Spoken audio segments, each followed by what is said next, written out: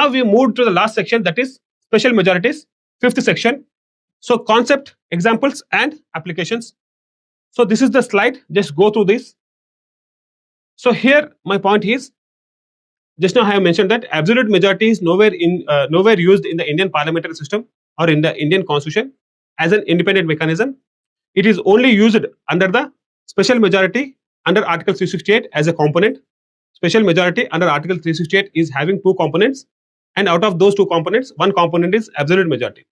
So the definition of special majority is nothing but apart from the simple majority or effective majority, all other majorities are known as special majorities.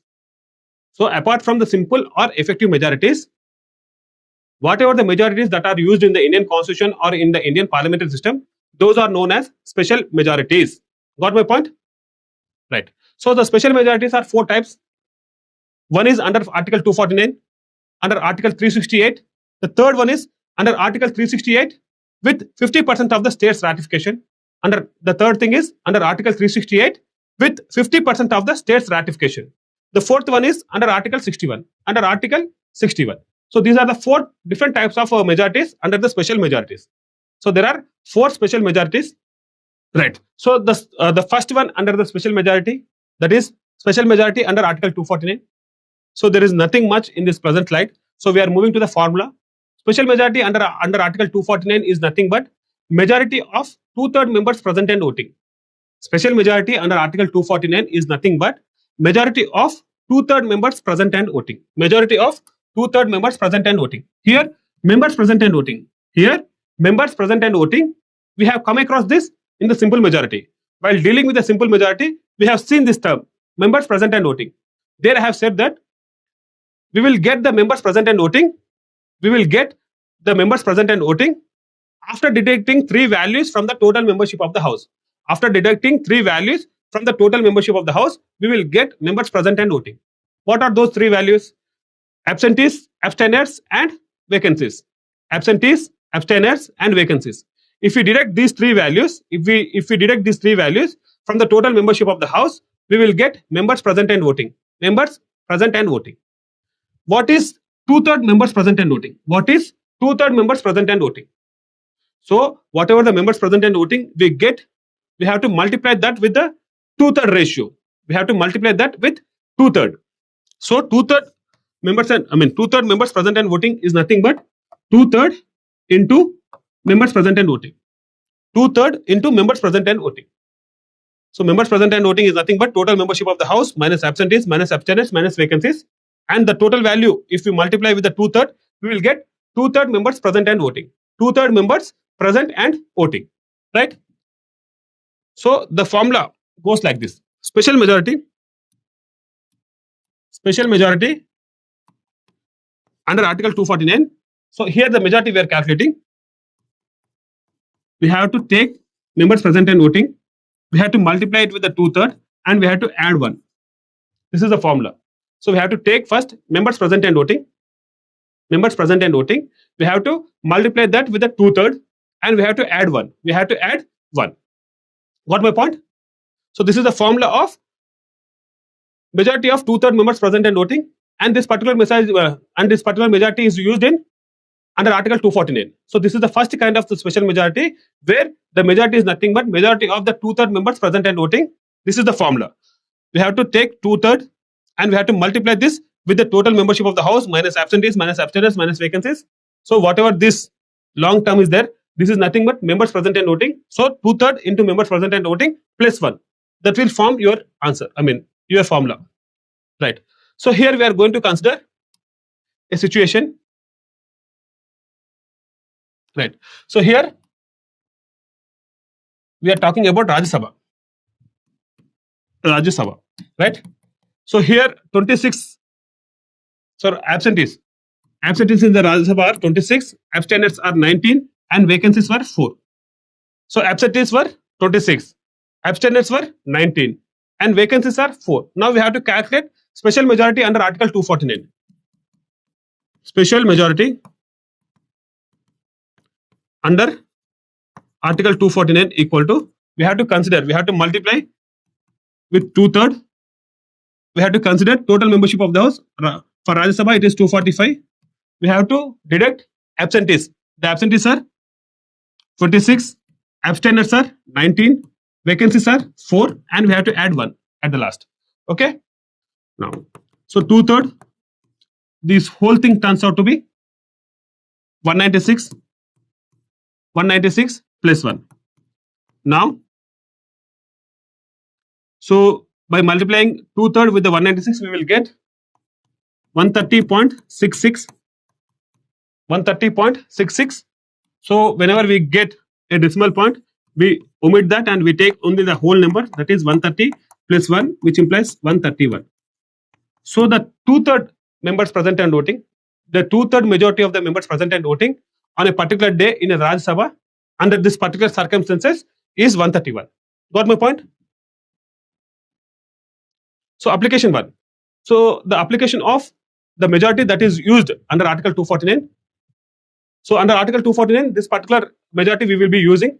So what is Article 249? Now we are going to discuss that. So Article 249 is nothing but, so it is the purview of Rajya Sabha actually. Rajya Sabha.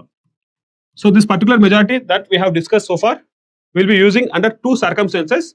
One is under Article 249 and another is under Article 312. Under Article 312. For both these articles, the same explanation holds good. Just look at it. So under Article 249, so Rajya Sabha can make a resolution. Rajya Sabha can make a resolution stating that in the interest of the nation, the Parliament can get the authority. The Parliament can get the authority to legislate on a matter that is listed in the state list. Under normal circumstances, the Parliament is not authorized to legislate in the matters that are enlisted in the state list. Under normal circumstances, whatever the powers of the union, they are confined to the union list. Whatever the powers of the state, they are confined to the state list, and both union and the states having concurrent power on the concurrent list. But under Article 249, the Rajya Sabha can pass a resolution. The Rajya Sabha can pass a resolution. So here the resolution has to be passed with the majority of 2/3 members, 2/3 majority of members present and voting. 2/3 members present and voting. So Rajya Sabha can pass a resolution which can grant the power to the Parliament, to legislate on a matter that is listed in the state list. So for a particular matter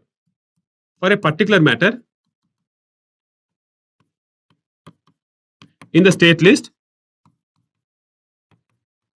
for example, say public order.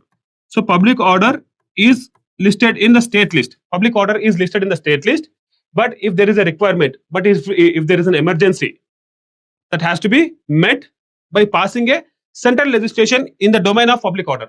The domain of public order is in the purview of the states. So under normal circumstances, it is not possible for the Parliament to enact a law under public order. But if there is an emergency or if there is a situation, there it is required a uniform legislation that is enacted by the Parliament. Under such circumstances, there is a provision in the Constitution under Article 249. Under such provision, the Rajya Sabha has the authority to pass a resolution by granting the power to the Parliament to enact on any matter, only single matter. So a single resolution can take up a single matter. So on a matter in the state list, the Rajya Sabha through a resolution can empower the Parliament to legislate on a single matter of the state list. Right? So such a resolution can be passed in the Rajya Sabha with the usage of 2/3 majority of the members present and voting. So now you have got a clarity, right? So Article 249 is saying that under normal circumstances, the Parliament is not empowered to legislate in the matters of the state list. But if there is any situation in India that compels the Parliament to enact a law, a uniform legislation that will be applicable across the states, so there is such type of a necessity is there to legislate in the state matters. So then the Rajya Sabha takes up that single particular matter. For example, if here public order, so the Rajya Sabha takes up a resolution, and that resolution says that the Parliament for the next year. The period of the period of the legislation will be 1 year. So the parliament can legislate on this particular matter in the state list, and that law will be applicable for the next year. So such a resolution can be taken up by the Rajya Sabha, and such a resolution must have to be passed by using two-third members present and voting. Two-third members present and voting. So we will be looking at Article 249 in the center-state relations. Center-state relations in the volume 2.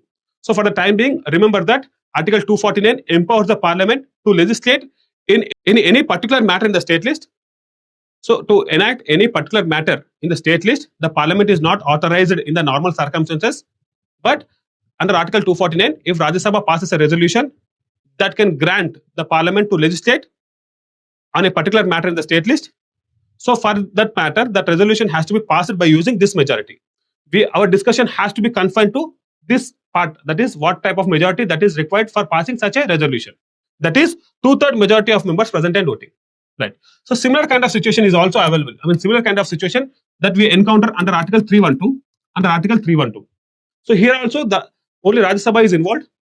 So Rajya Sabha can take up a resolution. Rajya Sabha can take up a resolution that grants the creation of new All India services. New All India services. So at present,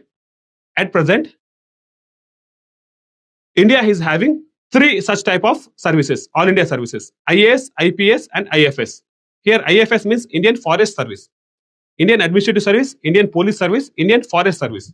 So the Indian Union is having three All India services, but in future, if there is any necessity, there are here and there we come across in the newspapers, Indian Education Service is required, Indian Judicial Service is required. So this type of arguments are there in the editorials.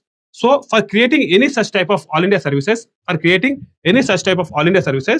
Rajya Sabha has to pass a resolution. The Rajya Sabha under Article 312.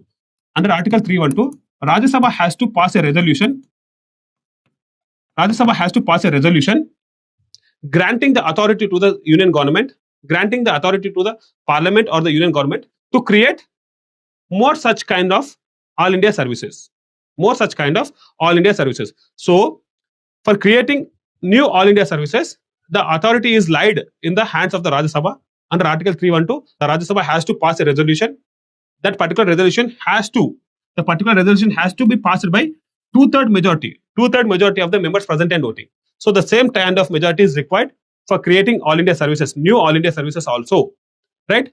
So my question here is either under Article 249 or under Article 312, why Rajya Sabha is only given the power or the authority either to under these two articles? Why did the Rajya Sabha is alone has the authority to do so? Why these resolutions, these two type of resolutions can only be introduced in Rajya Sabha? So here, whatever the resolution under Article 249, it is involving the state's interest. So under the purview of the state list, states is having autonomy, right? They are having the autonomy. They are having the authority to legislate in the state list. So when the parliament is entering into the domain of the state list, when the parliament is trying to enter into the domain of the state list, it is the responsibility of the Rajya Sabha, because Rajya Sabha represents states, whereas Lok Sabha represents the people, right? Lok Sabha represents the people, Rajya Sabha represents the states. So Rajya Sabha has to take up that matter because it represents the states. So in the Rajya Sabha, there are representatives of the states. They actually confront whenever there is such kind of resolution.